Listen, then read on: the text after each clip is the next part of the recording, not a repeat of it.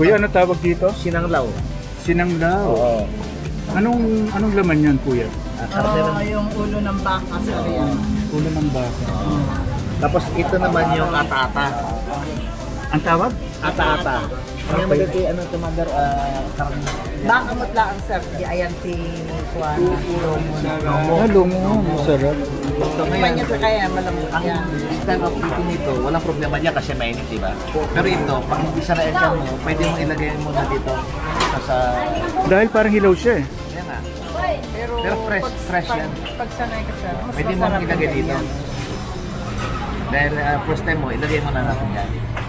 Hindi ka sanay na nakikilaw. Ang tawag sa restaurant na